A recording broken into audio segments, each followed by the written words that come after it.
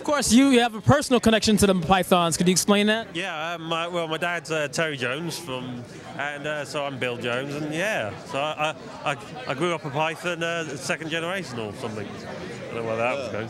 Yeah, weird. How insane was it to grow up with a Python father? Well, to me it was normal. It was like, you know, I'd go to school and think, well, half the people here have seen my dad's arse. But you know, isn't that what everyone does? And, you know, yeah. But to be honest, we grew up together, and in our primary school, he wasn't the famous dad. There was another kid whose dad was in a kids show called Grange Hill, and it was like a soap opera, and he was well famous, and everyone wanted to talk to him. So he's more famous than your father. Oh yeah. Well, yeah, he was on telly at that time, and it was a kids show, so everyone watched it. So he was the famous kid and famous dad. We're here in New York City right now. How do you perceive the phenomenon of the Python success in America versus in Britain? Well, how is it any different? It's another scale completely. It's crazy. It's like this Python has so much sort of comedy, especially TV series, based in that time and that era, and sort of social class issues.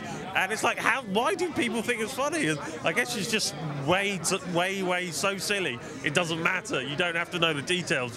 You know it's funny. I think in England, I mean, they didn't really make a massive fuss about the 40th like they do here.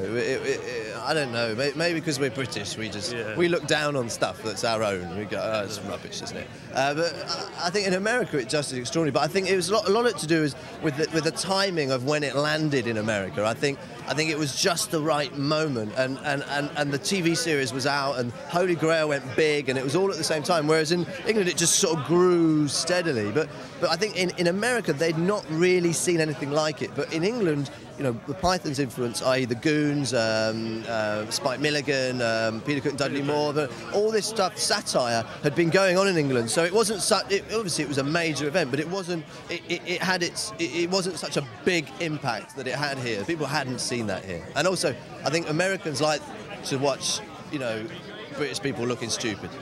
Enjoy. I think that's lovely. Makes Americans feel superior. Yes, but we, of course, are superior. All right. In the language department. How is it work with the BBC? Is it a lot more constraints with them as far as in American television? How does it work? Because I know it's government owned. It was interesting. I mean, IFC really drove this. This was their thing, and they were fantastic. They let us really do what we wanted to do. Yeah, the guys at IFC really supported us. Really. Kind of said, right, you're making it. We trust your judgment. With the BBC, it was a lot more. It was funny. It was more corporate. A lot more mothered. You know, they come in and they need to be right on you, and you know, and I don't know, sit on your lap or something. But it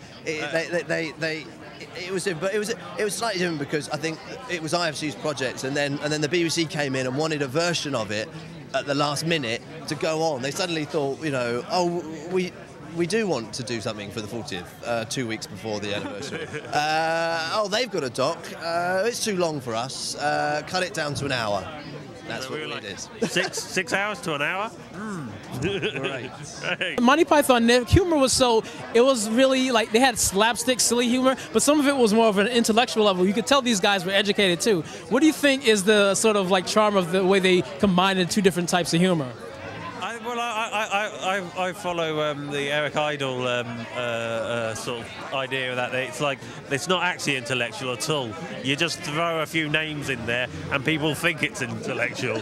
I think it's a bit of that, but I do think they're all very clever guys. They, like I say, they went to Oxford and Cambridge, and the American one went to Occidental, which your president went to. Very nice college. So I went there and filmed. It's beautiful. And so they're all really intelligent guys, and you know, I think that does come through with the intelligence of what they're doing, even though if the intelligence is throwing a custard pie in your face. I think that's why it works here in America so well, because Americans truly think these are intelligent. Really, it's just nonsense.